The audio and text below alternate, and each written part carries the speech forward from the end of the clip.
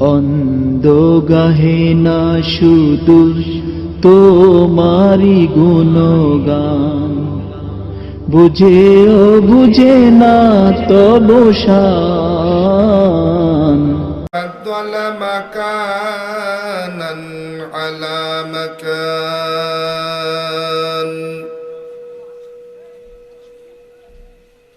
وإنسانا على إنسان ونشهد أن لا إله إلا الله وحده لا شريك له لا جد له ولا ند له ولا مثل له ونشهد أن لا إله إلا الله وحده لا شريك له لا جد له ولا ند له ولا مثل له ونشهد أن سيدنا وسندنا وحبيبنا وحبيب ربنا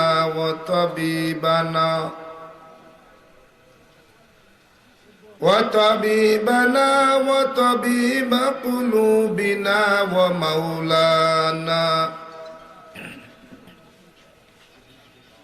ومولانا محمدا عبده ورسوله صلى الله تعالى عليه وعلى آله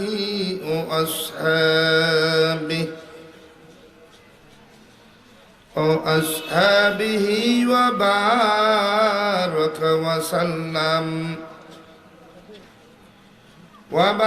وسلم تسليما كثيرا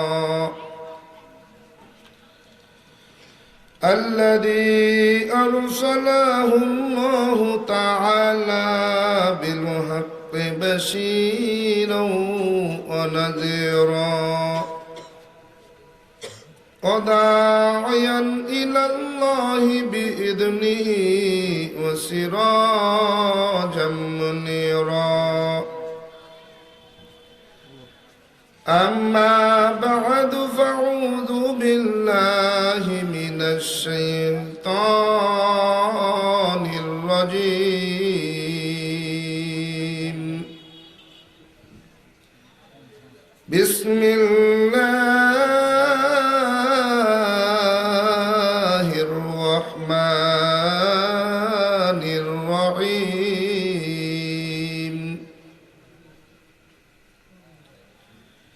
قل إن كنتم تحبون الله فاتبعوني يحببكم الله ويغفر لكم ذنوبكم والله غفور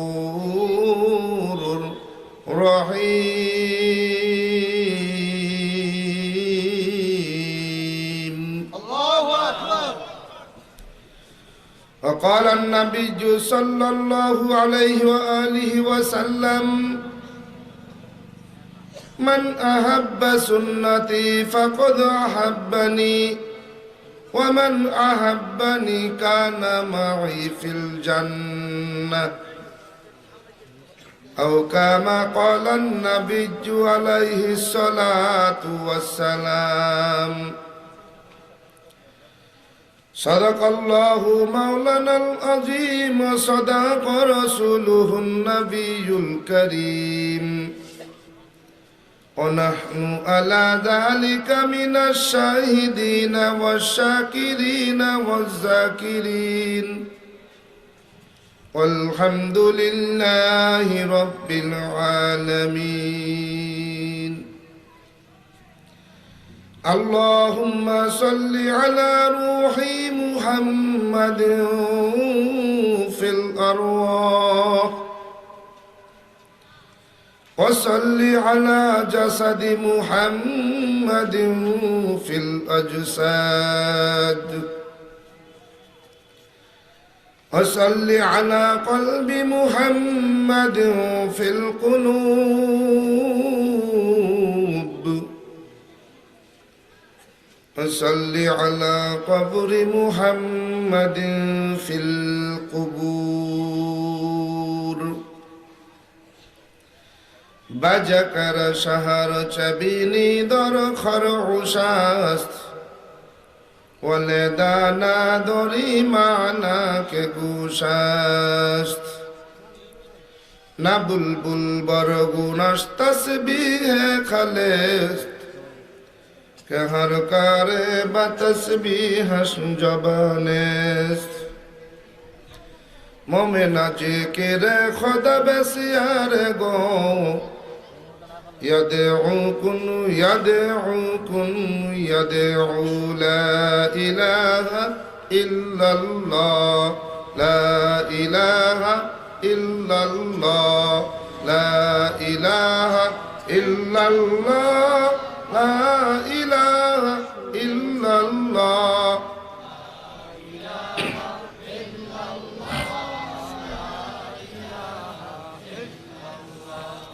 لا إله إلا الله لا إله إلا الله لا إله إلا الله لا إله إلا الله لا إله إلا الله لا إله إلا الله لا إله إلا الله لا إله إلا الله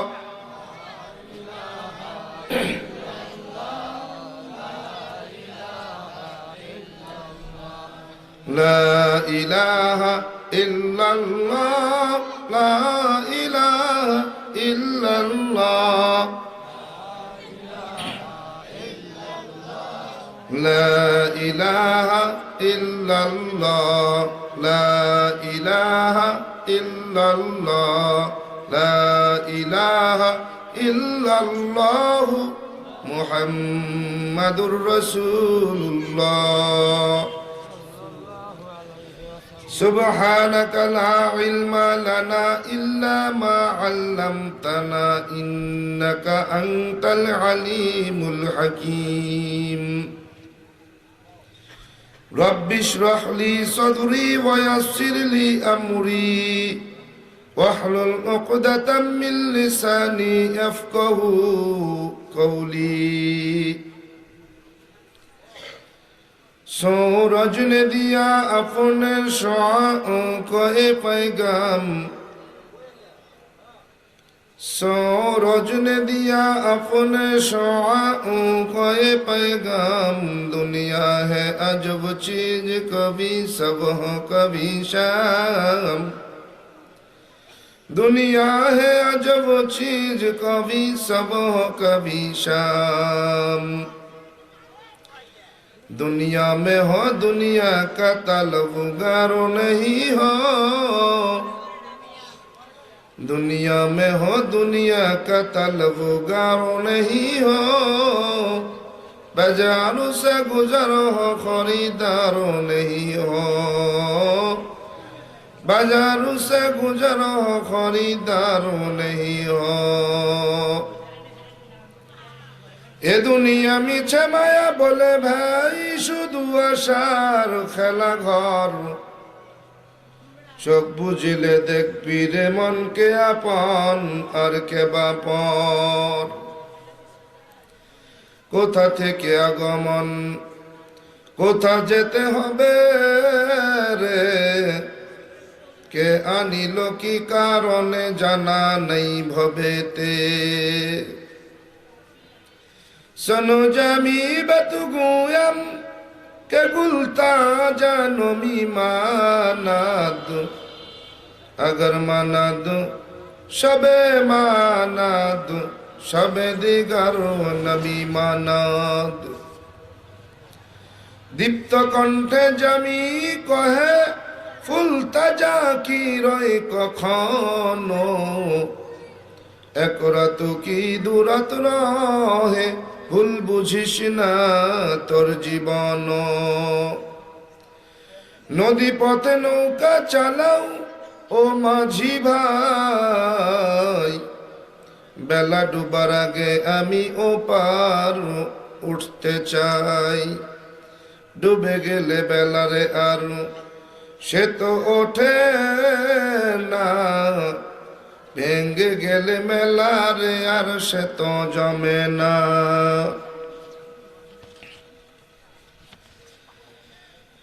ছয়ঘরিয়া কেন্দ্রীয় জামে মসজিদ ও যুব সমাজের উদ্যোগে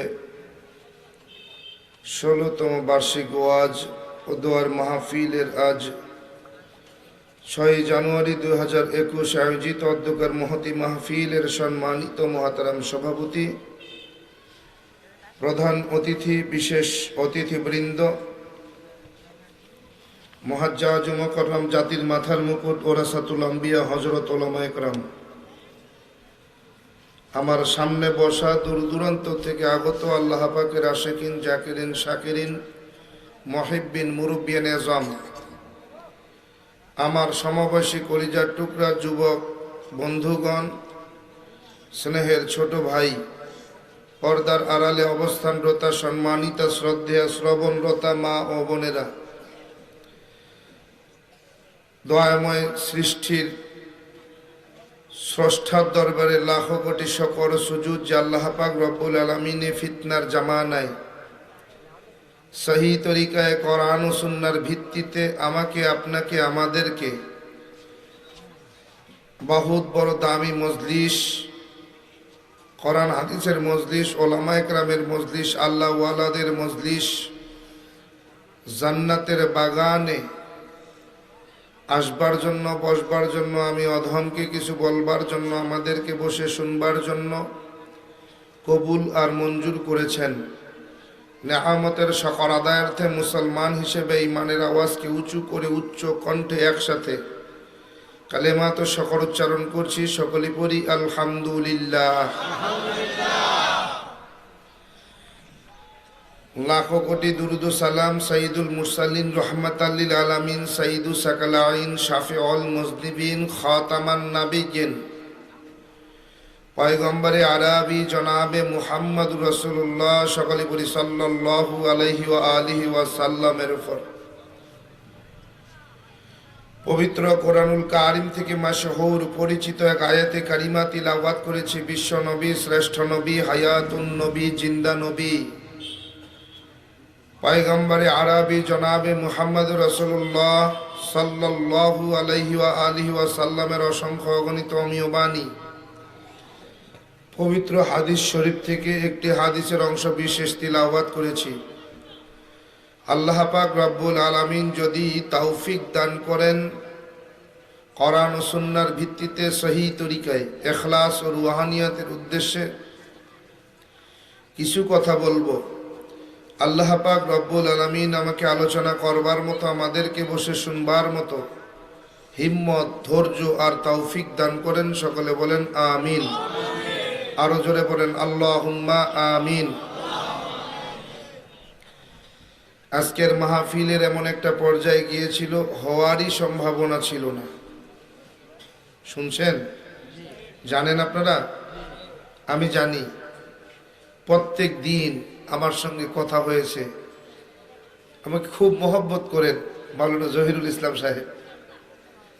মাহফিলের সার্বিক পরিস্থিতি কখন কি হচ্ছে তাৎক্ষণিকভাবে আমার সঙ্গে যোগাযোগ রেখেছেন। কালকে আসর পর্যন্ত উনি আমাকে বলেছেন, হযরত প্রোগ্রামের অনুমতি আমরা পাই নাই, প্রোগ্রামটা না হওয়ার সম্ভাবনাই কি বেশি। আমি বললাম, হযরত আপনি কি নিজে গিয়েছেন? কয় না, আমি নিজে যেতে পারিনি। আমি বললাম, শেষবারের মতো আমি আপনাকে বললাম, আপনি সরাসরি এবার নিজে একটু যাবেন, আর আমি এ পাশ থেকে দোয়া করতে থাকি, হয়তোবা আল্লাহ পাক রব্বুল আলামিন একটা ব্যবস্থা করে দিবেন।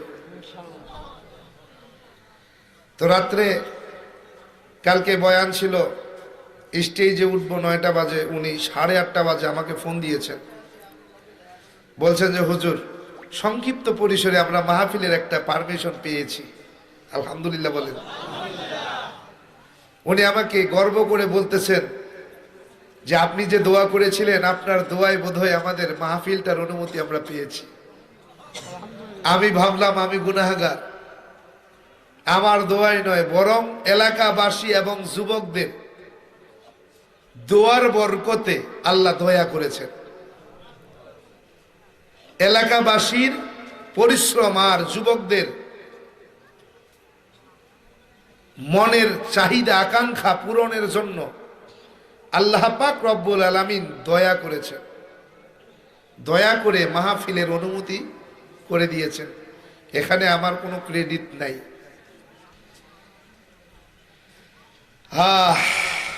অনুমতি পেয়েছি। সকালবেলা বারবার যোগাযোগ করেছে, হযরত রওনা দিয়েছেন কিনা। আমি বললাম হযরত ইনশাআল্লাহ তাআলা, আল্লাহ যদি আমাকে সুস্থ রাখে আমি আসর ক্যান্টনমেন্টে পড়বো ইনশাআল্লাহ। আমি আসরের নামাজ আপনাদের সেনাবাহিনী ক্যান্টনমেন্টে পড়েছি। আস্তে আস্তে মাগরিবে অতিক্রম হয়ে গেছে, মাগরিবের জামাতের শেষে আমি এসেছি আলহামদুলিল্লাহ। তা আমি ছোট মানুষ, আমি আসছি দোয়া নেওয়ার জন্য, দোয়া করার জন্য না।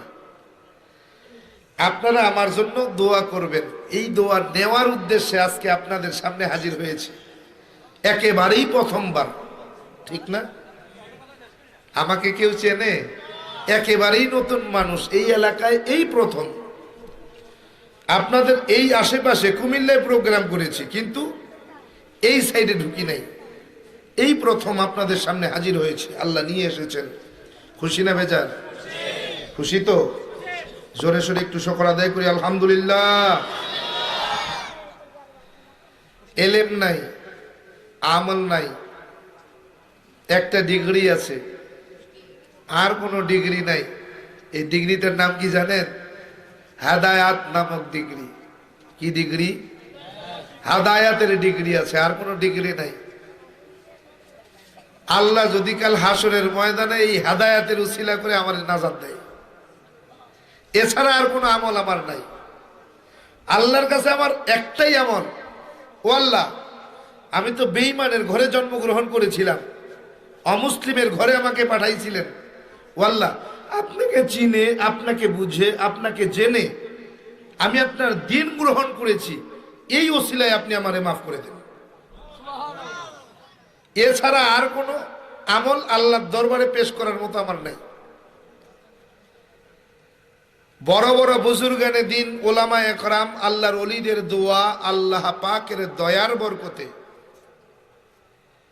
এই দুনিয়া ব্যাপী সফর করতেছি। এ আল্লাহর ওলিদের দোয়া আর আল্লাহর দয়া, আল্লাহ আমাকে দৌড়াইতেছেন। কোনোদিনও কল্পনা করি নাই যে আল্লাহ পাক রব্বুল আলামিন আমাকে হাজার হাজার লক্ষ লক্ষ মুসলমানের সামনে সম্মানের চেয়ারে বসাইয়া আলোচনা করার সুযোগ করে দেবেন। কোনোদিনও কল্পনা করি নাই। কিন্তু আল্লাহ পাক রব্বুল আলামিন আমাকে দুনিয়াতে পাঠাবার পূর্বে এই জায়গায় আমার জন্য একদিনের রিজিক বরাদ্দ করেছিলেন। এই রিজিকটা বেঈমান অবস্থায় নয়, আল্লাহ জানেন। আল্লাহ বলেন যে আমি তোমাকে ইমানদার বানিয়ে ওই রিজিকটা আমি তোমাকে খাওয়াবো। এজন্য আজকের এখানে আসা। তাছাড়া গতকালকে পর্যন্ত তো প্রোগ্রাম ক্যান্সেল হওয়ার সম্ভাবনাই বেশি, কারণ আজকে রিজিক তো আমার এখানে বরাদ্দ রেখেছেন আল্লাহ।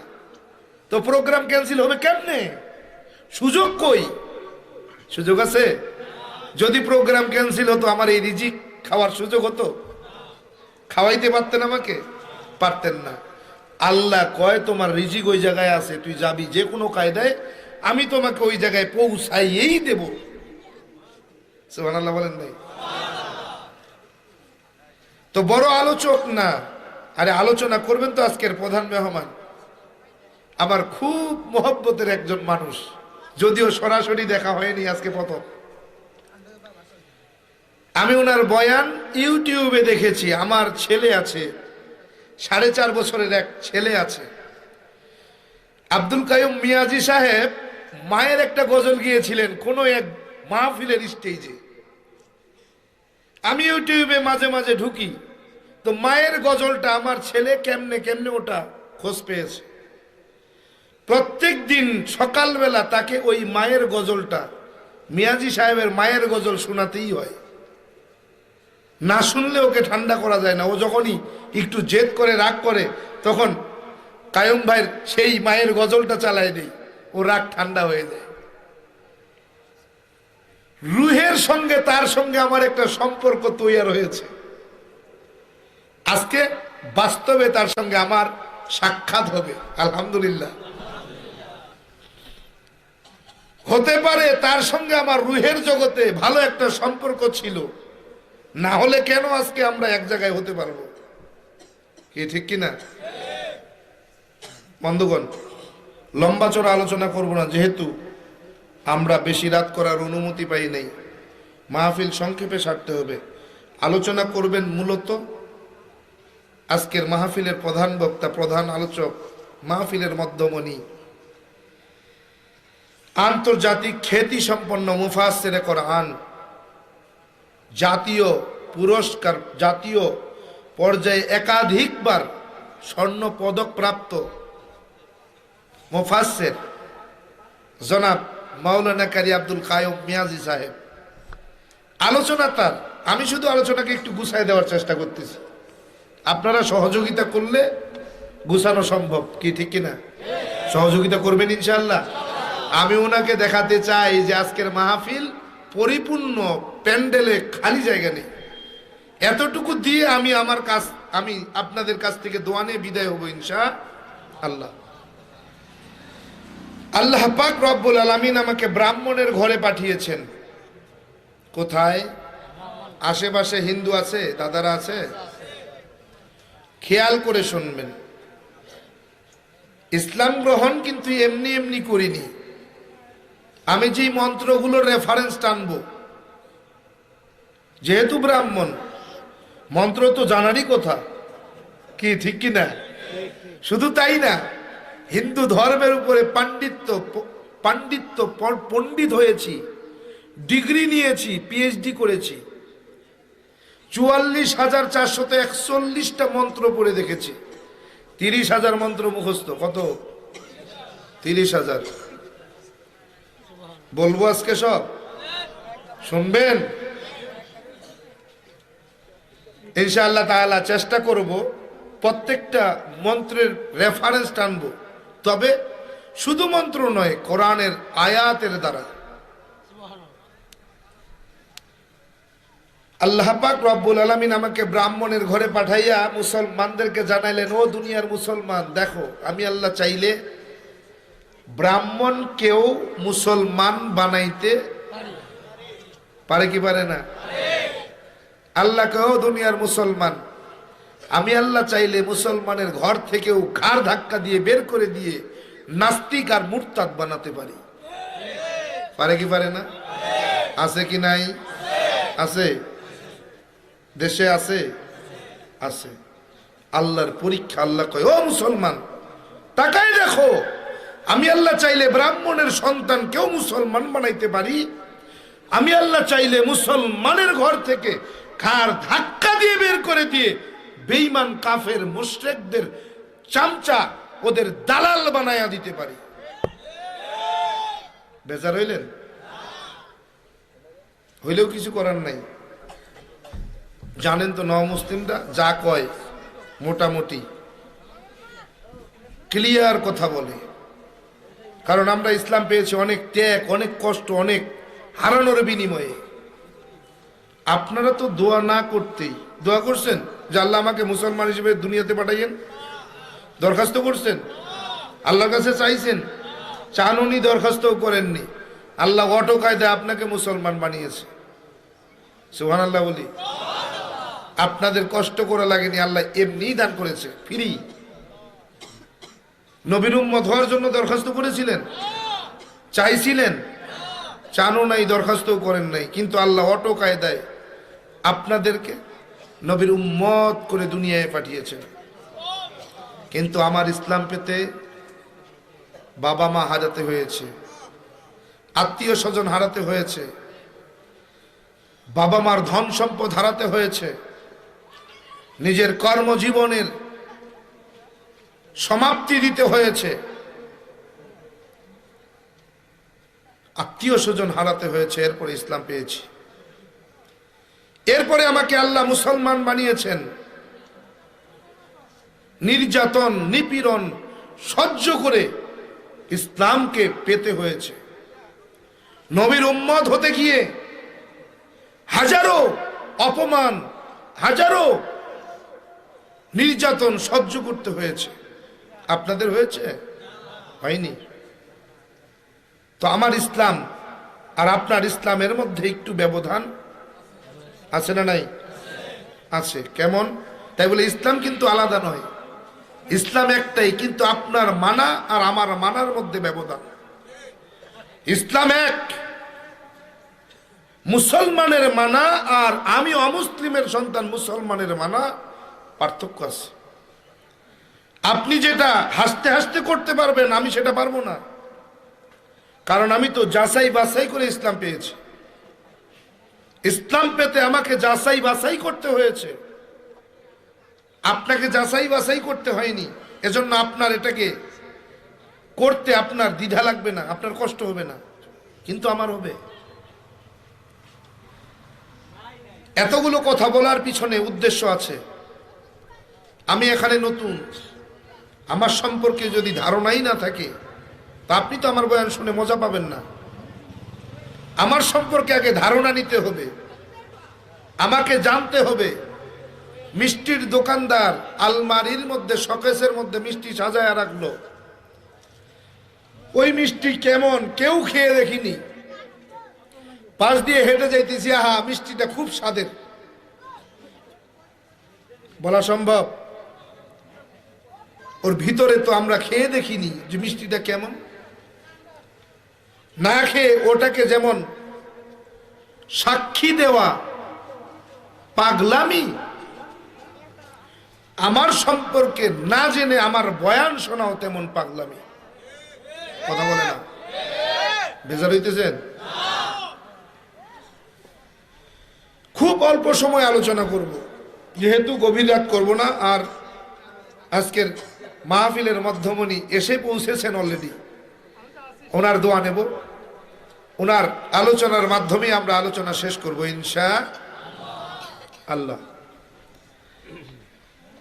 তো চেষ্টা করব প্রত্যেকটা কোরআনের আয়াতের সঙ্গে কয়েকশো মন্ত্র বলা সম্ভব, তবে চেষ্টা করব কিছু বলা। 30,000 মন্ত্র মুখস্থ করেছি, এমনি এমনি করিনি।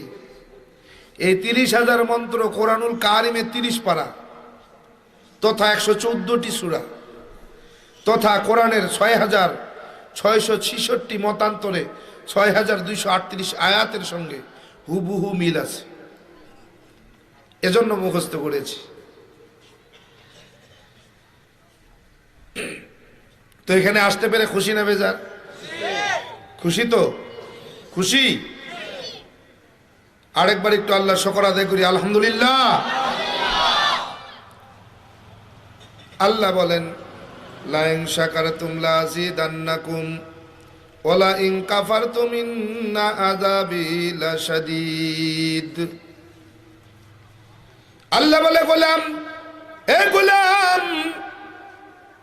তুমি যখন আমি আল্লাহর তরফ থেকে নিয়ামত পাইবা, নিয়ামত পাবার পর ওই নিয়ামতের যদি সঠিকভাবে শুকর আদায় করতে পারো, ও গোলাম, তোমার নিয়ামতকে আমি আল্লাহ দ্বিগুণ বাড়াইয়া দেব। আয় গোলাম, নিয়ামত পাবার পর যদি তুমি আমার নিয়ামতের না শুকর আদায় করো, আমি আল্লাহ তোমার নিয়ামত শুধু কেড়ে নিয়ে থেমে যাব না, বরং কঠিন থেকে কঠিনতম আযাবে আমি আল্লাহ তোমাকে গ্রেফতার করব। বলেন নাউজুবিল্লাহ। তা আমরা নিয়ামতের বৃদ্ধি চাই না আযাব চাই? গোলাম, তাকে দেখো, এই মুহূর্তে কত আল্লাহ পাকের গোলাম হাসপাতালের বিছানায় শুয়ে আছে না নাই? আল্লাহ পাক রব্বুল আলামিন চাইলে আপনাকে আমাকেও হাসপাতালের বিছানায় শুয়ে রাখতে পারতেন কি না? পারতেন? একটু কথা বলবেন। আপনারা যত আমার সঙ্গে একটু তাল মেলাবেন, আলোচনার মজা তত বাড়বে। পারবেন না ইনশাআল্লাহ? হ্যাঁ। আল্লাহ বলে গোলাম, আমি আল্লাহ চাইলে তোমাকে হাসপাতালের বিছানায় শুয়ে রাখতে পারতাম। আমি আল্লাহ তোমাকে হাসপাতালের বিছানায় না শুয়াইয়া আমি তোমাকে সুস্থতার নিয়ামত দিয়া আমি আল্লাহ তোমাকে জান্নাতের বাগানে বসায়া দিলাম।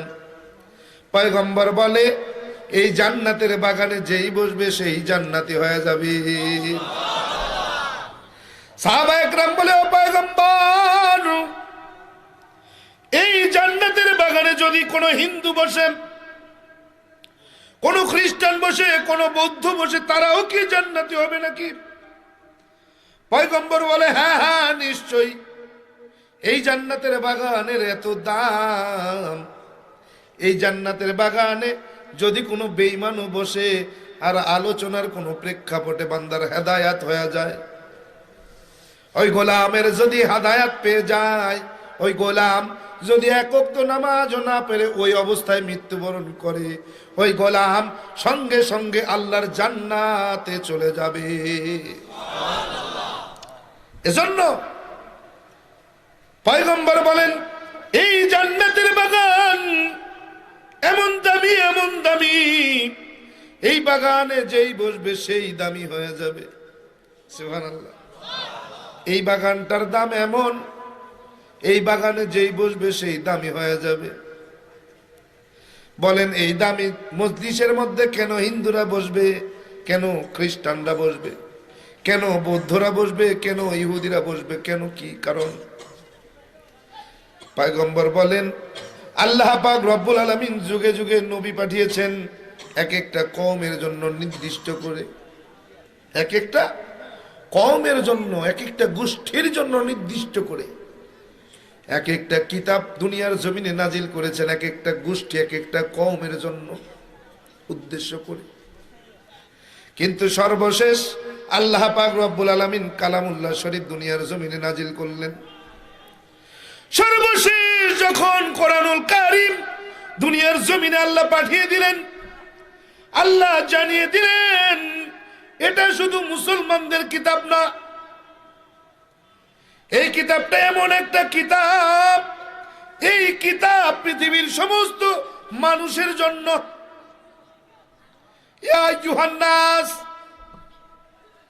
আল্লাহ বলে সমস্ত মানুষের জন্য, আলাল হুদা, হেদায়েতের, সমস্ত মানুষের হেদায়েতের জন্য আমি আল্লাহ দুনিয়ার জমিনে কোরআনুল কারীম পাঠিয়েছি। সুবহানাল্লাহ বলেন নাই? সমস্ত মানুষের হেদায়েতের জন্য আমি আল্লাহ কোরআন দুনিয়ার জমিনে পাঠাইলাম। এজন্য এই মজলিসের মধ্যে হিন্দু বসবে, বৌদ্ধ বসবে, খ্রিস্টান বসবে, মুসলমান বসবে, কাউকে বাধা দেওয়া যাবে না, কারণ এই কোরআনটা আল্লাহ পাক রব্বুল আলামিন সব মানুষের জন্য প্রেরণ করেছেন। গোলাম, আল্লাহ বলেন, ও গোলাম, আমি আল্লাহ তোমার নিয়ামত দিলাম, এই নিয়ামতের শুকর যদি তুমি আদায় করতে পারো, ও গোলাম, তোমার নিয়ামত যদি শুকর আদায় করতে পারো, নিয়ামতের শুকর আদায় করতে পারো, আমি আল্লাহ তোমার নিয়ামতকে দ্বিগুণ বাড়াইয়া দিব। সুবহানাল্লাহ। ও গোলাম, নিয়ামত পাবার পর যদি তুমি আমার নিয়ামতের না শুকর আদায় করো, আমি আল্লাহ তোমার নিয়ামতকে ছিনিয়ে নেব। কিভাবে চিনাবো জানুনি? পয়গম্বর মুসার জামানার ঘটনা। পয়গম্বর মুসা আলাইহিস সালাম আল্লাহর সাথে কথা বলার জন্য তুর পাহাড়ে রওনা করেছেন। পথের মধ্যে এক বৃদ্ধা, পরনে একটা কাপড়, ছিঁড়া কাপড়, ময়লা একটা কাপড় পরিহিতা। বৃদ্ধা বলে, ও পয়গম্বর কই রওনা করেছেন? পয়গম্বর মুসা আলাইহিস সালাম বলে, আল্লাহর সাথে কথা বলার জন্য তুর পাহাড়ে রওনা করেছি। বৃদ্ধা বলে, ও পয়গম্বর, আল্লাহর দরবারে আমার একটা দরখাস্ত আছে। আপনি যখন কথা বলতে যাইতেছেনই আমার আল্লাহর কাছ থেকে একটা দরখাস্ত পেশ করবেন। আমার আল্লাহর কাছে জানবেন আমার এই পরনে কাপড় ছিঁড়া ময়লা কাপড় ছাড়া আমার অবশিষ্ট আর কোনো কিছুই নেই।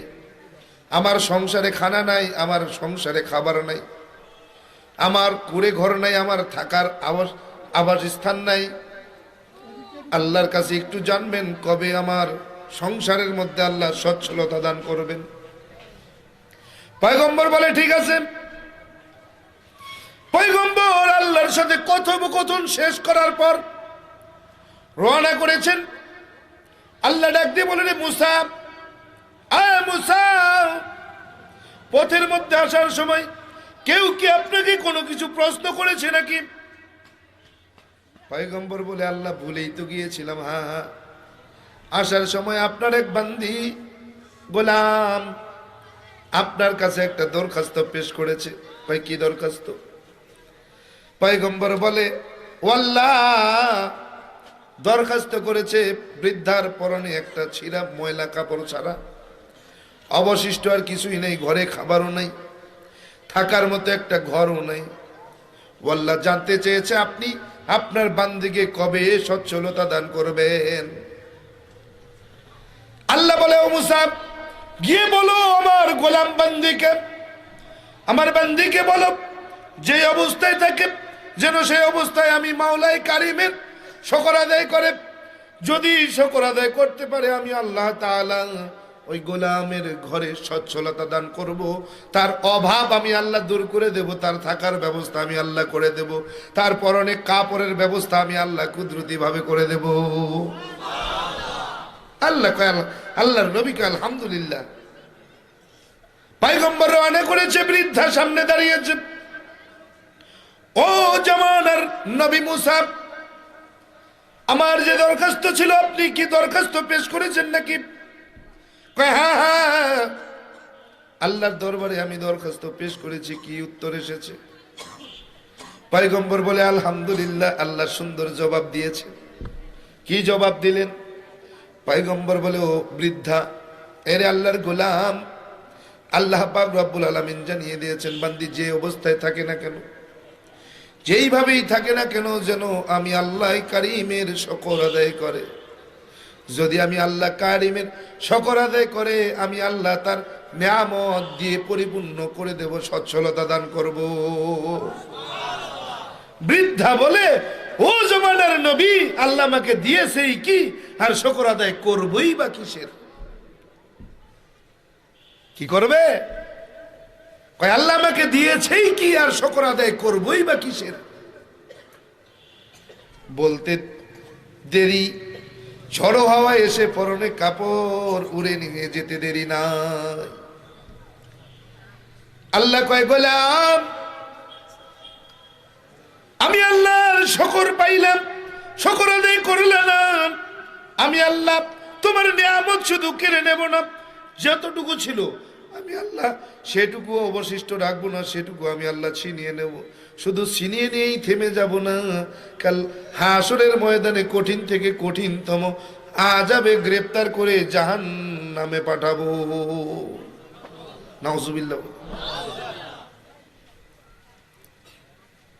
আছে না একদল, সামান্য একটু মাথা যন্ত্রণা হয়েছে, বলে ভাই কেমন আছো? না তেমন ভালো না, মাথা যন্ত্রণা সহ্য করা যায় না, অবস্থা বেশি একটা ভালো না। শুকর আদায় তো, এটা শুকর আদায় না, কথা কয় না। আল্লাহ কয়, তুই যেইভাবে কইছ যদি আমি 2 দিনে সারাইতাম তো 15 দিনেও সারাবো না। কথা কয় না, ঠিক কি না? এরকম হয় কি হয় না? আমাদের মধ্যে আমরা করি কি করি না? হ্যাঁ ভাই কেমন আছো? কয় ভাই ভালো না, শরীরের অবস্থা তেমন ভালো যাচ্ছে না। অথচ আল্লাহ কয়, বান্দা যেই অবস্থায় থাকো পিছনের দিকে থাকো, তোমার থেকে অসুস্থ দুনিয়ার জমিনে আছে না নাই? হ্যাঁ, আরে তোমার তো সামান্য মাথার যন্ত্রণা হয়েছে, তুমি তোমার পিছনের দিক তাকিয়ে দেখো, তোমার থেকেও বড় অসুস্থ হয়ে হাসপাতালের বিছানায় শুয়ে রয়েছে। আল্লাহ চাইলে তো তোমাকে হাসপাতালের বিছানায় শোয়াইতে পারতেন, পারতেন না? আল্লাহ আপনাকে সুস্থ শরীরে হাঁটাই নিয়ে চলাই নিয়ে বেড়াইতেছে, আপনি সুস্থ শরীরে হাঁটতেছেন। ওই অবস্থায় শকর আদায় করেন। এই শকরের আদায়ের সঙ্গে সঙ্গে সুস্থতা দান করবেন কে? শকর আদায় করতে পারবো ইনশাআল্লাহ। যেভাবে থাকি, যে অবস্থায় থাকি, সর্বাবস্থায় আলহামদুলিল্লাহ শকর আদায় করবো ইনশাআল্লাহ। যেমনই থাকি, আমি অসুস্থ, আমি ওইটা খেয়াল করবো আমার থেকেও বেশি অসুস্থ জমিনে আছে, আমার থেকে বেশি অসুস্থ জমিনের মধ্যে আছে, অতএব তার থেকে আমি ভালো আছি আলহামদুলিল্লাহ। আমার একটা বাইসাইকেল আছে, ভাই কেমন আছো? কয় ভাই বাইসাইকেল চালায় জীবন শেষ, এটা যদি মোটর সাইকেল থাকতো ভালো হইতো। তোমার একটা বাইসাইকেল আছে যে হাঁটে, তার কাছে শোনো তার কত কষ্ট। তুমি তো বাইসাইকেল চালায় যেতে পারো, যে হেঁটে হেঁটে যায় তার কাছে শোনো। তোমার সুস্থতা, তুমি কথা বলতে পারো, তুমি আল্লাহ শুকর আদায় করলে না, জিজ্ঞেস করো যে কথা বলতে পারে না তার কাছে কত মজা। যে বোবা তার কাছে জিজ্ঞেস করো এই জবানের কত দাম। তুমি চোখ দিয়ে দেখতে পাও, অন্ধকে জিজ্ঞেস করো চোখ কত দাম। তুমি সুস্থ শরীরে সমস্ত প্রকার খানা খেতে পারো, জিজ্ঞেস করো যারা অসুস্থ হয়ে খানা সব মন চাইলেই খাইতে পারে না, বিশেষ করে ডায়াবেটিক্স আলাদা, মন চাইলেই খাইতে পারবে, সুযোগ আছে, তোমার খাওয়ায় কোনো বাধা নাই। ডায়াবেটিক্স আলাদের খাবার জন্য বাধা আছে না? নাই। ডায়াবেটিক্স আলাদা খাইতে চাইলেই খাইতে পারবে, একটা মাপ দিয়ে দিয়েছে। সকালে আর সন্ধ্যায় রুটি খাবা, দুপুরবেলা সামান্য ভাত খাবা, গোশ খেলে 1 পিস খাবা, মাছ খেলে 1 পিস খাবা, বেশি খেতে পারবো না। তোমার খাওয়ার লিমিট নাই, কিন্তু তার একটা লিমিট দিয়ে দিয়েছেন, তার থেকে তুমি ভালো, বলো আলহামদুলিল্লাহ।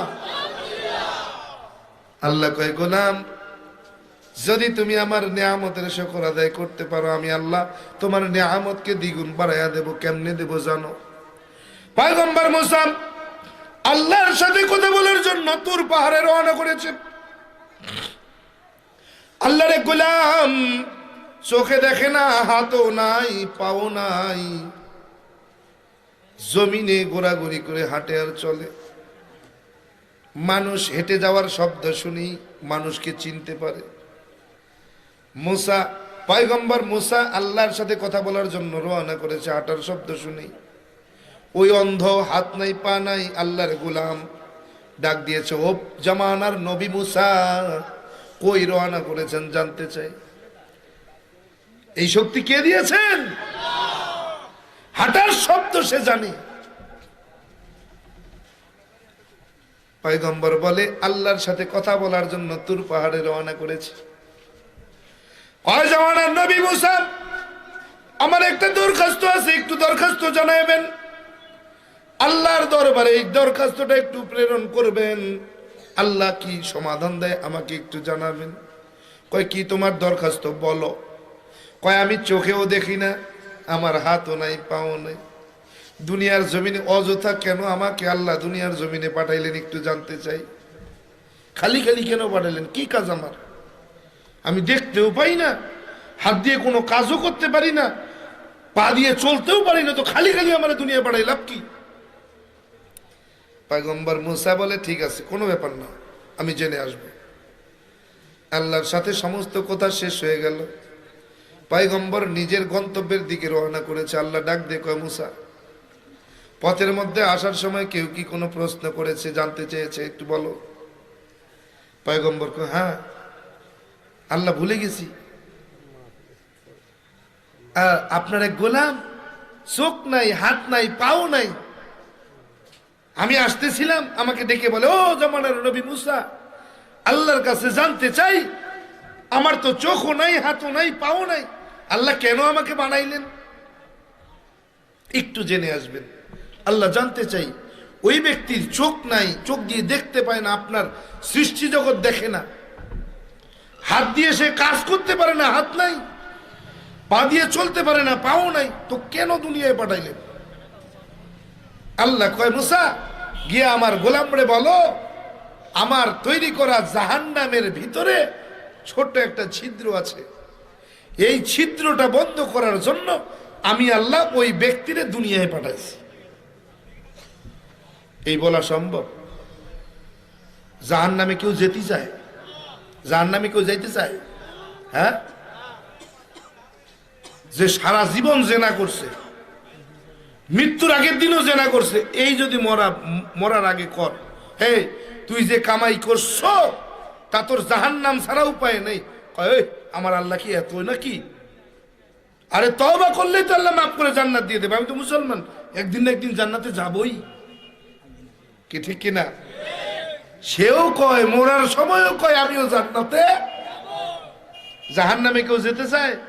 মুসা কয়, সর্বনাশ, এই প্রশ্নের উত্তর যদি আমি তারে দিই, এমনিতে তার চোখ নাই, হাত নাই, পা নাই, এই প্রশ্নের জবাব দিলে তো মোটামুটি জায়গায় স্টক করে মারা যাবে, এই পাপের ভাগী আমি হইতে পারবো না। মুসা আরেক রাস্তায় রওনা করছে। আল্লাহ কুদরতি ভাবে ওই গোলাম পড়ে ওই রাস্তায় পাঠায় দিছে। আল্লাহর গোলাম ওই রাস্তায় যায়, অপেক্ষা করতেছে কখন মুসা আসবে। আর মুসা ভাবছে ওরে তো ওই রাস্তায় তুই, আমি আরেক রাস্তায় যাব।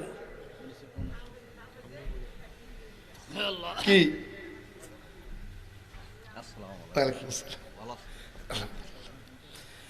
তাহলে মুসা ভাবতেছে ওরে ওই রাস্তায় রেখে আইছি, এই রাস্তা দিয়ে বলাই। আল্লাহ কয়, বলাবি কই? প্রশ্নের উত্তর তো দেওয়াই লাগবে। আল্লাহ কুদরতি কায়দায় ওই ব্যক্তিরে গোলাম রে আবার সেই রাস্তায় পাঠাইছে। পাঠাই দিয়ে অপেক্ষা করতেছে কখন আসবে মুসা। মুসা রওনা করছে, হাঁটতেছে, ডাক দেখে জামানার নবী মুসা, কই যান পলাইয়া? আমার প্রশ্নের জবাব কয় দেওয়া যাব না। কয় দেওয়া যাব না? কয় না দেওয়াই যাব না। কয় বলাই লাগবে। কয় না বলাই যাবে না। কয় না আপনার বলতেই হবে। যখন এত চাপাচাপি করছে, কয় শোনো, এই খবর শুনলে কি তুমি সুস্থ থাকতে পারবা? তুমি তো স্টক করবা। কি বলছে আমার আল্লাহ? মুসা কয়, ও আল্লাহর গোলাম, আল্লাহ জাহান্নাম বানিয়েছেন, ওই জাহান্নামের ভিতরে ছোট্ট একটা ছিদ্র আছে, ওই ছিদ্রটা বন্ধ করার জন্য নাকি আল্লাহ আপনাকে দুনিয়ায় পাঠাইছে। গোলাম কি করবে? গোলাম কয় আলহামদুলিল্লাহ। জোরে কোন? কি বলে? মুসা তো রাগী মানুষ। কে গোলাম? মূর্খ, জাহান্নামে যেতে কেউ চায় না।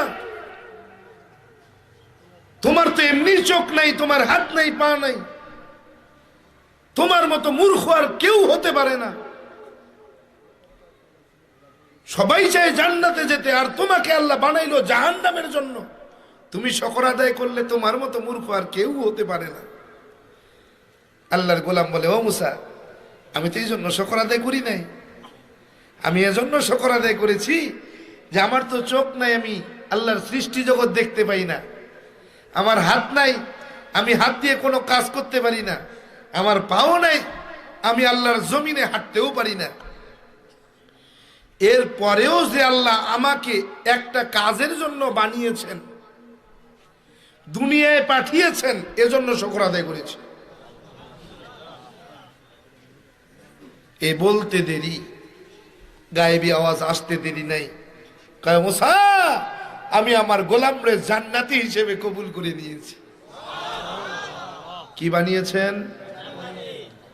মুসা তো একটু তোতলা, রাগী বেশি। আল্লাহ রে কয়, আল্লাহ, এ তুমি কইলে জাহান্নামের জন্য বানাইছো, তুমি আবার কেমনে চোখের পলকে কথা ঘুরে ফেললে?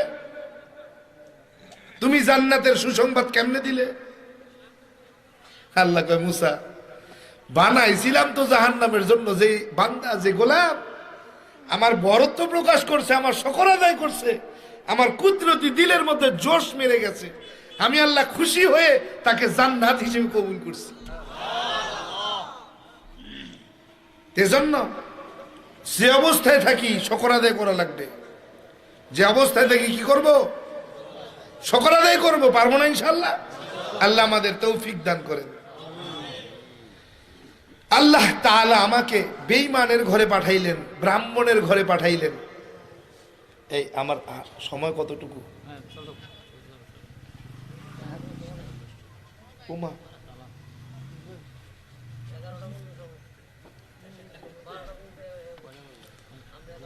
পৌনে 10টা বাজে, 20 মিনিট, 10টা 5।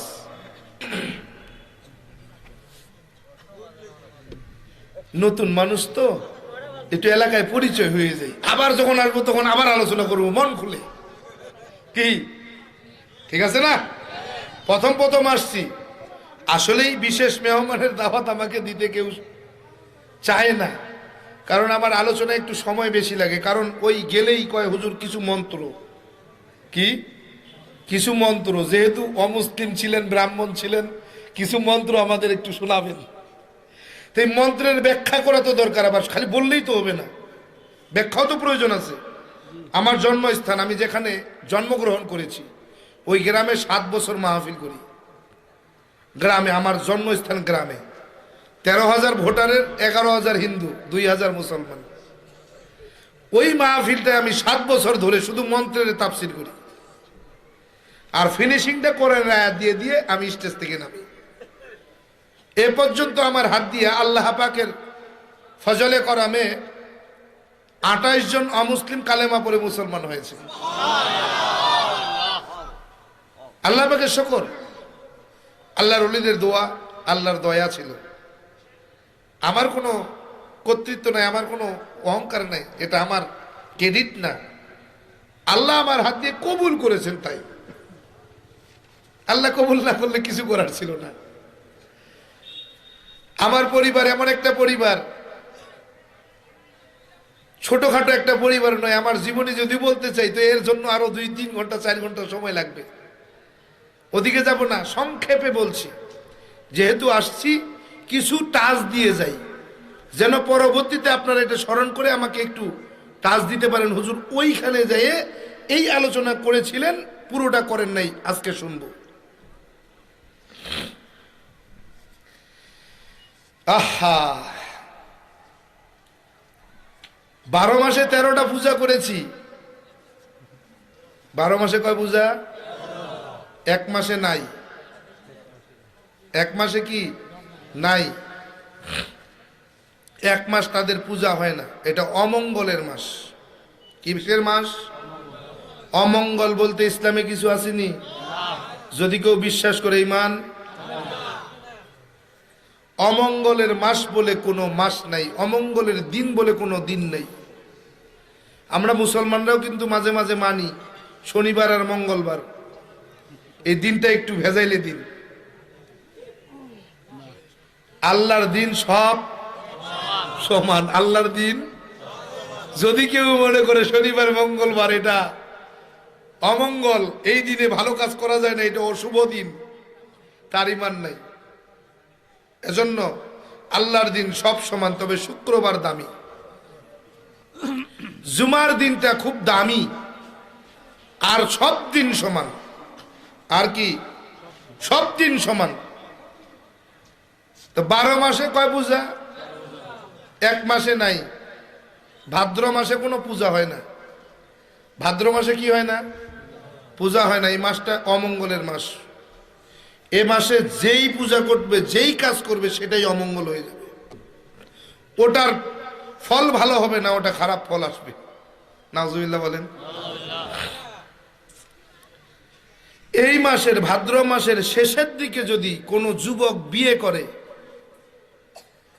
নতুন বিয়ে করেছে, ভাদ্র মাস রাত্রিতে বিয়ে করেছে, রাত্রি শেষ, সকাল হওয়ার আগেই স্বামী স্ত্রী আলাদা। যদি নতুন বউ নতুন স্বামীর ভাদ্র মাসে মুখ দেখে, তাহলে অমঙ্গল হবে। শুধু পূজা নয়, বিয়েতেও তারা মানে। ভাদ্র মাসে বিয়ে হয়েছে, এই ভাদ্র মাসের আগের দিন রাত্রে বিয়ে হয়েছে। ভাদ্র মাস সকাল থেকে শুরু হবে, সকাল হওয়ার আগে দুজনকে আলাদা করে আর দেখা যাবে না। কমপক্ষে 3 দিন তাকে আড়ালে থাকতেই হবে, নেইলেই অমঙ্গল। নাউজুবিল্লাহ বলে। এই ভাদ্র মাসে তাদের কোনো পূজা নাই। 33 কোটি দেবদেবী। কত? 33 কোটি দেবদেবী। তুলসীর গাছের তলায় আরো আছে 64 কোটি ভগবান। কত কোটি? কি ভগবান? আমি এই 20 বছর গবেষণা করে দেখলাম তাদের ধর্মগ্রন্থের কোন কিতাবে নেই তার কোনো প্রমাণ, কোথাও নেই। এর কোনো তথ্যই কোনো কিতাবের মধ্যে নেই, কোনো বইয়ের মধ্যে নেই। পাইল কই? জিজ্ঞেস করেন, এই তুমি যে পূজা করো পাইছো কই? কয় জানি না, বাপদাদাই করছে তাই করি। মিথ্যা বলছি? জিজ্ঞেস করো পাইছো কই? কয় বাপদাদাই করে তাই করি। বাপদাদার ধর্ম পালন করে তারা।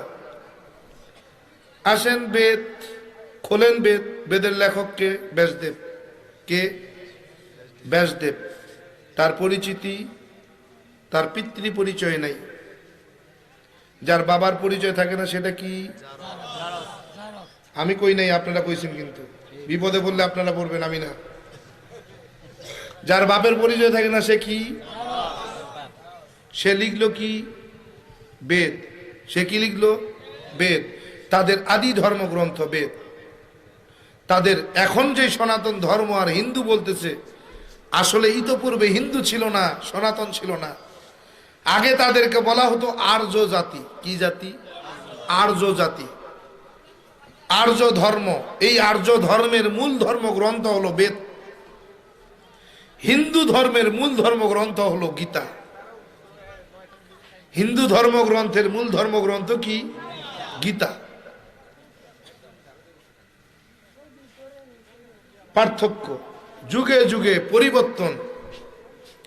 যখন দেখছে সর্বনাশ, বেদ পড়লে যদি সাধারণ হিন্দুরা পড়ে তাহলে একটাও হিন্দু থাকবে না, সবগুলো মুসলমান হয়ে যাবে।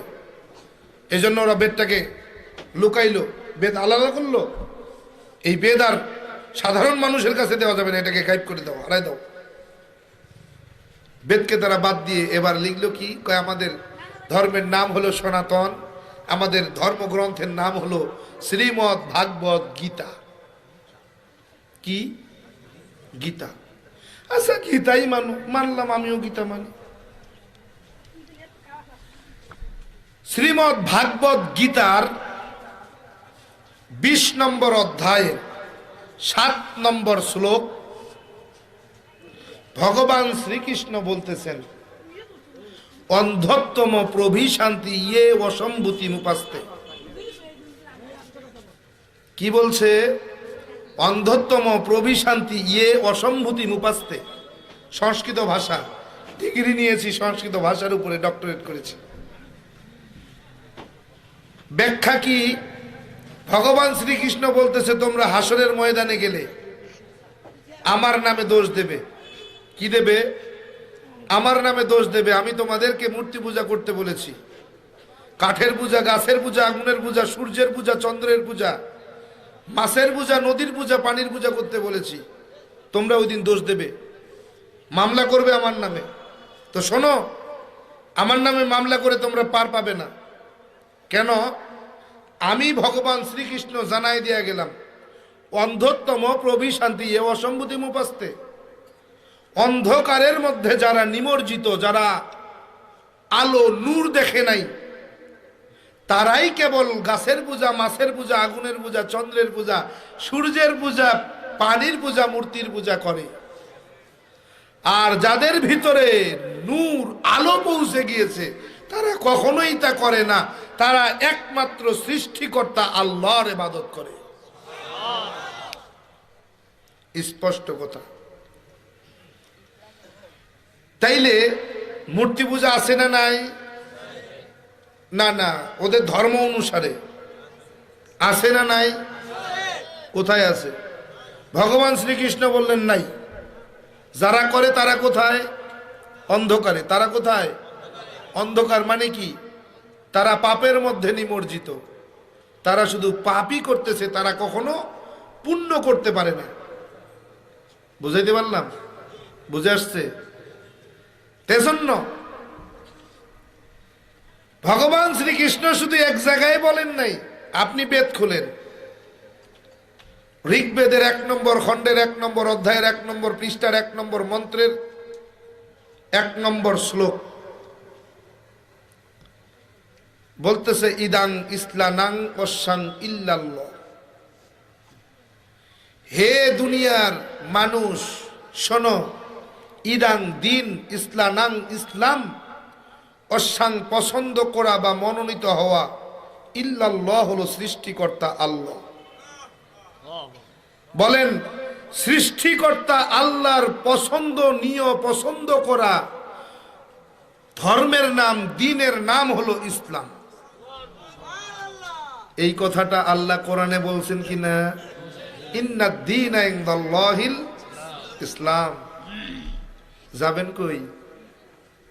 পালানোর জায়গা আছে? সৃষ্টিকর্তার পছন্দের ধর্মের নাম কি? কে বলছে? খালি কি কোরআন বলছে না তাদের বেদও বলছে? বেদের মধ্যে আছে না নাই? বেদেও আছে। শুধু ওখানেই শেষ না। বলেন, সৃষ্টিকর্তা কয়জন? কয়জন? এটা কি শুধু কোরআন বলে? বেদে নাই? বেদের মধ্যেও আছে। কয় একমে বা দ্বিতীয়ম, একমে বা দ্বিতীয়ম। সৃষ্টিকর্তা এক এবং অদ্বিতীয়। সৃষ্টিকর্তা এক এবং অদ্বিতীয়। লা ইলাহা ইল্লাল্লাহ। আহা, বলতেছেন একম ব্রহ্মা দৈত্য নাস্তি নহিনা নাস্তি কিঞ্চন। আল্লাহ বলেন, কুল হু আল্লাহু আহাদ আল্লাহুস সামাদ লাম ইয়ালিদ ওয়া লাম ইউলাদ ওয়া লাম ইয়াকুল লাহু কুফুয়ান আহাদ। সুবহানাল্লাহ বলেন নাই? বলতেছেন সৃষ্টিকর্তা এক এবং অদ্বিতীয়। তিনি খান না, ঘুমান না, তিনার সমকক্ষ কেউ নাই, তিনি কারো মুখাপেক্ষী নন, তিনার স্ত্রীও নাই, সন্তানও নাই, তিনি জন্মও দেন নাই, জন্মগ্রহণও। আসেনি বেদের মধ্যে? আছে। তুমি পলাবা কই? পলানোর জায়গা আছে? এজন্য ডক্টর বেদ প্রকাশ উপাধ্যায়, যিনি 10টা ভাষার উপরে ডক্টরেট করেছেন, 10টা ধর্মের গবেষক, তিনি বলেন, ও দুনিয়ার হিন্দু জাতি, কান খোলে শুনে রেখো, তোমরা যদি সত্যিকারের হিন্দু দাবি করতে চাও, 2টা জিনিস মেনে নাও। 1 নম্বর, মুহাম্মাদের কালেমা পড়ে মুসলমান হয়ে যাও। 2 নম্বর, মুহাম্মাদের জীবন আদর্শ তোমার জীবন আদর্শ বানিয়ে নাও। কলকি অবতারের 23 নম্বর পৃষ্ঠার মধ্যে মন্ত্রখানা লিখছেন, লা ইলাহা ভর্তি পাপম ইল ইলাহা পরম পাদম জন্ম বৈকুণ্ঠ পৈনুতি তজপি নাম মুহাম্মদ। হ্যাঁ দুনিয়ার মানুষ, তোমরা যদি নিজেদের পাপগুলো থেকে মুক্তি পেতে চাও, এই পাপগুলোকে যদি পুণ্যের দ্বারা পরিবর্তন করে আমলনামায় লিখাতে চাও, আর যদি তোমরা জান্নাত পেতে চাও, তাহলে তোমরা 2টা কাজ করো। 1 নম্বর, কালেমা পড়ে লা ইলাহা ইল্লাল্লাহ, কালেমা পড়ে নাও, মুসলমান হয়ে যাও। 2 নম্বর, অপৈনুতি তজপি নাম মুহাম্মদ, আর মুহাম্মদের জীবন আদর্শ তোমার জীবন আদর্শ বানাও। এজন্য আমার আয়াত, আজকের খুতবার মধ্যে যে আয়াত আমি আপনাদের সামনে তিলাওয়াত করেছি, আমার মূল আলোচনায় ঢুকে গেছি, কিন্তু কারণ শেষ করব তো। আল্লাহ পাক রব্বুল আলামিন বলেন, কুল ইন কুনতুম তুহিব্বুনাল্লাহ ফাত্তাবিউনি ইউহিব্বুকুমুল্লাহ ওয়া ইয়াগফির লাকুম যুনুবাকুম আল্লাহু গফুরুর রহিম।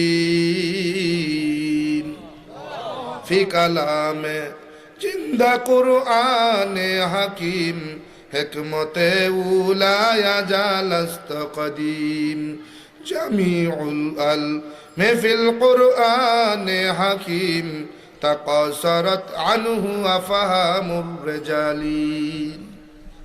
আল্লাহ বলে, ও পয়গম্বর, ও নবী গো, জেনে দেন তারা যদি আমি আল্লাহকে ভালোবাসতে চাই, ফাত্তাবিউনি, যেন আপনি নবীকে তারা ভালোবাসে। আপনি নবীকে যদি তারা ভালোবাসতে পারে, আমি আল্লাহকে তাদের ভালোবাসার প্রয়োজন নাই, বরং আমি আল্লাহ নিজের থেকেই তাদেরকে ভালোবাসবো।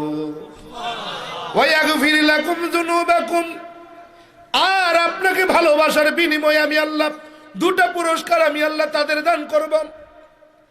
ওয়ায়াগফির লাকুম, দুনিয়ার জমিনে আমি আল্লাহ তার শান শওকত, ইজ্জত, সম্মান, ধন সম্পদ আমি আল্লাহ বাড়ায়া দেব।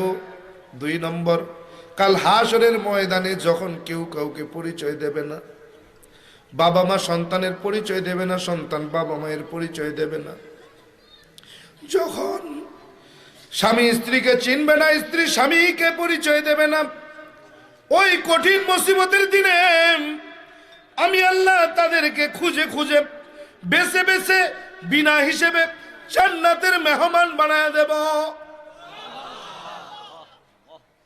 আমার নবী ডাক দেখো, নবীর উম্মতের দল, এমনি স্লোগান দিলেই শুধু কাজ হবে না।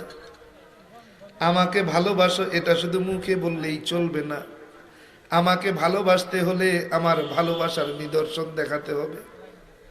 কেমন তুমি আমার আশিক, কেমন তুমি আমার পাগল, কেমন তুমি আমি নবীকে ভালোবাসো, এর প্রমাণ দেওয়া লাগবে। এই প্রমাণ ছাড়া আমার ভালোবাসা হাসিল করতে পারবে না। আর যদি তুমি আমি নবীর ভালোবাসা না পাও, আল্লাহ পাক রব্বুল আলামিনের ভালোবাসাও কোনোদিন তুমি পাবে না। ঠিক কি না? কার কথা?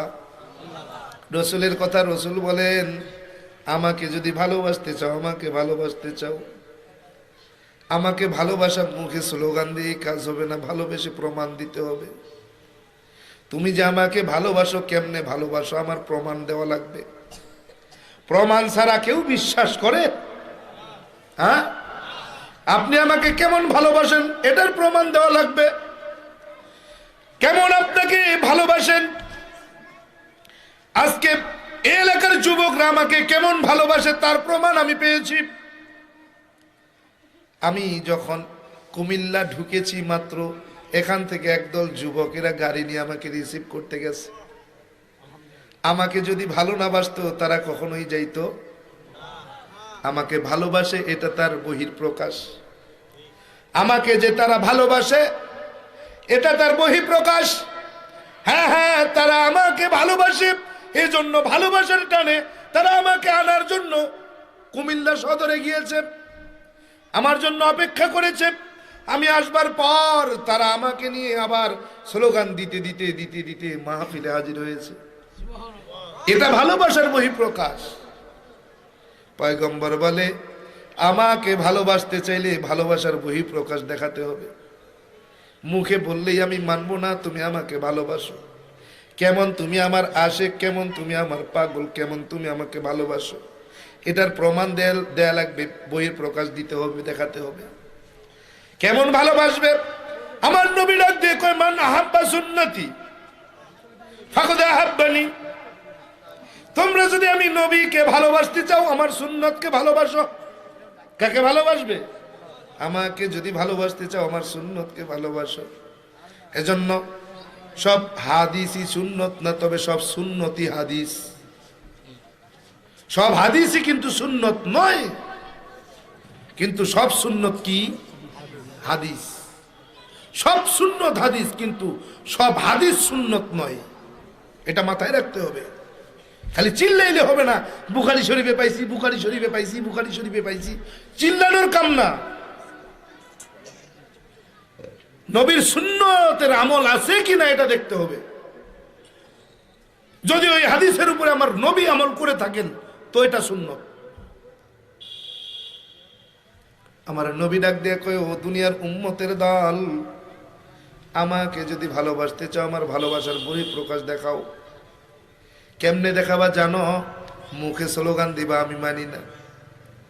মুখে তো অনেকেই অনেক কিছু বলে ফেলে, তোমার জন্য জান পর্যন্ত দিয়ে দেয়।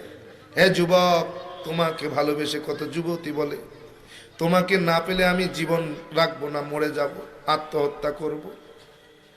কিন্তু তোমাকে বাদ দিয়ে যখন বাবা মা তাকে অন্য জায়গায় বিবাহ দিয়ে দেয়, ও কি মরে নাকি? তাহলে কি হলো? মুখ দিয়ে বলছে তোমাকে ভালোবাসে, তোমাকে না পাইলে সে আত্মহত্যা করবে, কিন্তু অন্য জায়গায় বিয়ে করে 1 সপ্তাহ সংসার করেছে, স্বামী তার এমন আপন হয়েছে, তখন আর প্রেমিকের কোনো দাম নাই। পয়গম্বর বলে যে আমাকে ভালোবাসবা, মুখেই ভালোবাসলে চলবে না। আমাকে যদি তুমি ভালোবাসতে চাও, ভালোবাসার পরেই প্রকাশ দেখাও। কেমনে দেখাবা? মানে হাব্বা সুন্নাহ, আমাকে ভালোবাসার মাপকাঠি হলো আমার সুন্নাহ।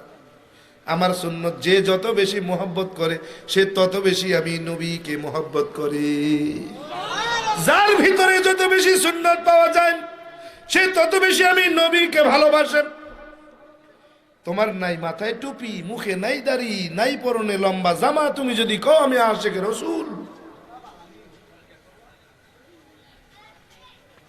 মেনে নেওয়া যাবে?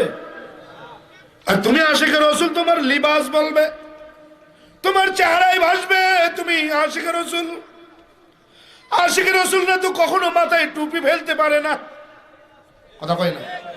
আশিকে রসুল কখনো মুখের দাড়িকে কাটতে পারে না, ছাড়তে পারে না, চাচতে পারে না, খোর বেলেট লাগাতে পারে না। আশিকে রসুল তো কখনো লম্বা জামা ছাড়তে পারে? তুমি ছাড়ো কেন? তার মানে বুঝা গেল তুমি সেই প্রেমিকের মতো, প্রেমিকার মতো মুখেই বলছো আমি তোমাকে না পেলে জীবন দিয়ে দেব, আত্মহত্যা করব, কিন্তু তোমাকে অন্য একজনের কাছে বিয়ে দিলেই তুমি সব ভুলে গেছো। কথা কয় না? ভুল বললাম? আশিকে রসুল তো সেই যে আমার নবীর সুন্নতকে বেশি ভালোবাসে। এরে নবীর উম্মতের দল, আশিকে রসুলের প্রমাণ, যার ভিতরে যত সুন্নত সে তত বড় আশিক। যে আমার নবীর সুন্নতকে যত বেশি আমল করে সে তত বেশি আশিক। এরে নবীর উম্মতের দল, কেমন আশিক হইছ? আশিক হয়েছিল ওই উহুদ পাহাড়। উহুদ পাহাড় আশিক ছিল, আশিক। পয়গম্বর আলাইহিস সালাম প্রত্যেকদিন উহুদের সামনে দিয়ে রওনা করতেন, যাইতেন, মদিনায় ঢুকতেন। একদিন কোনো কারণবশত পয়গম্বর উহুদের সামনে না দিয়ে অন্য রাস্তা দিয়ে মদিনায় ঢুকেছে। সঙ্গে সঙ্গে রাস্তার মধ্যে জিবরাইল এসে কয়, পয়গম্বর কই রওনা করেছেন, কেন এই দিক দিয়ে আসলেন, কেন কি হয়েছে? কয় ওদিকে উহুদ কাঁদে, উহুদ কাঁদে। কই কেন কাঁদে? কয় আপনি প্রত্যেকদিন উহুদের সামনে দিয়া যাইতেন, উহুদ আপনাকে বড় মোহাম্মত করে, উহুদ কান্না করে, আপনি আজকে উহুদের সামনে দিয়া যান নাই, উহুদ আপনাকে দেখতে পায় নাই, এজন্য কান্না করে। ও পয়গম্বর, আল্লাহ ওহী পাঠিয়েছে, তাড়াতাড়ি আপনি উহুদের সামনে দিয়া ফিরেন।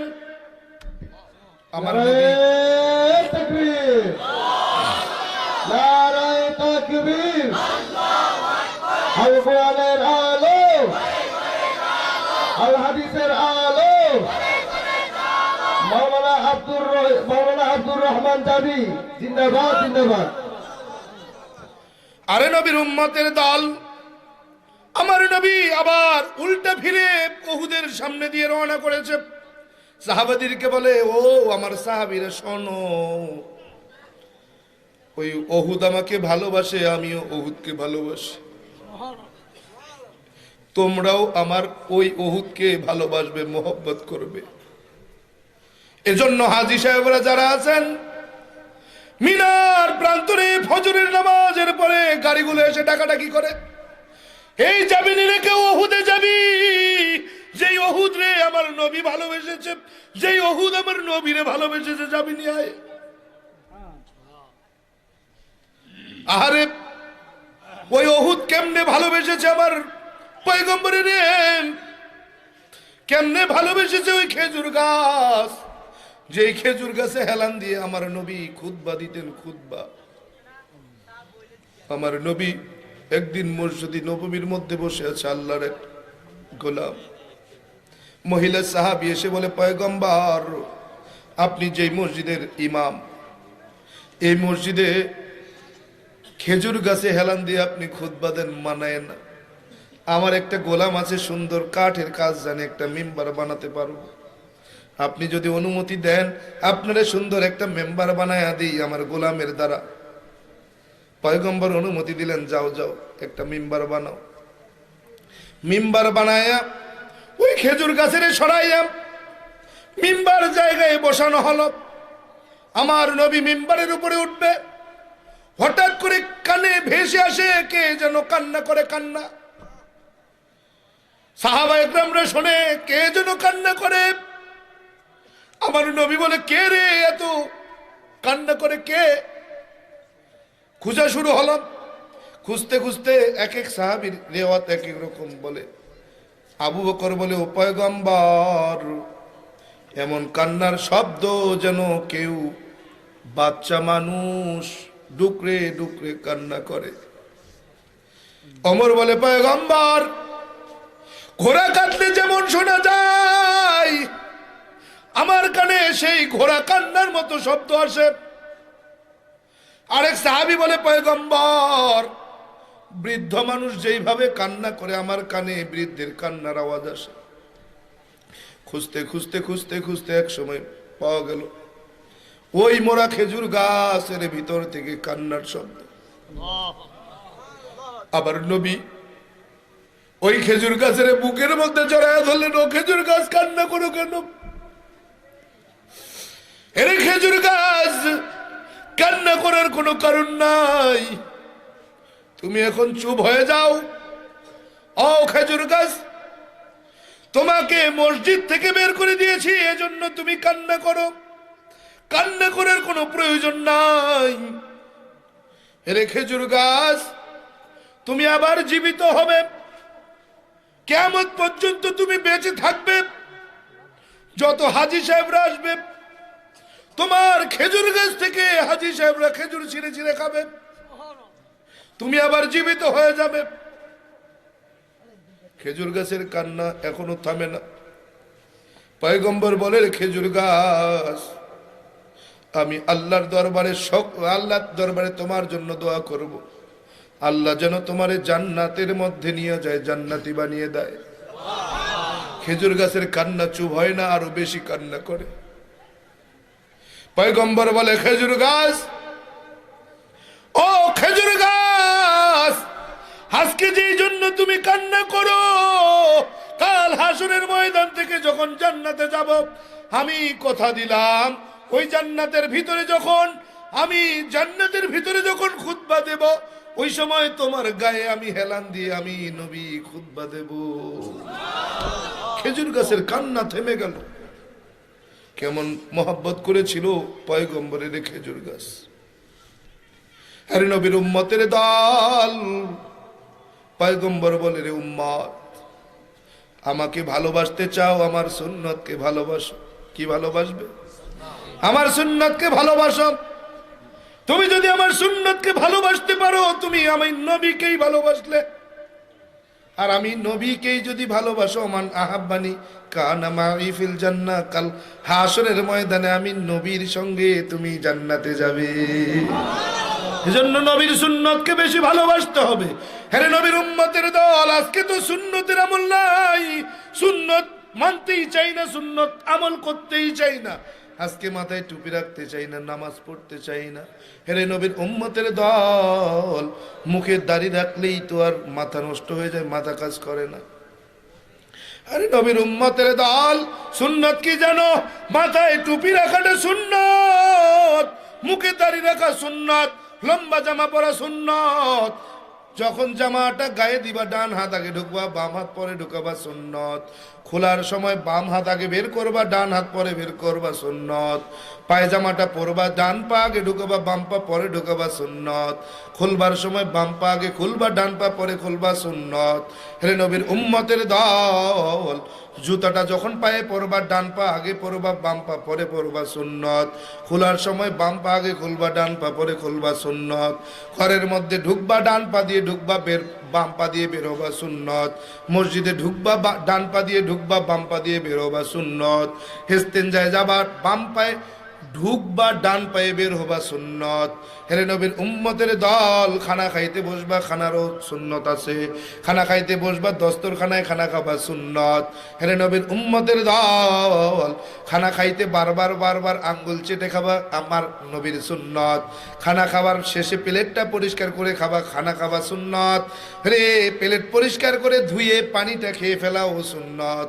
হেরে নবীর উম্মতের দল, দৈনিক 5 ওয়াক্ত নামাজ পড়তে হবে।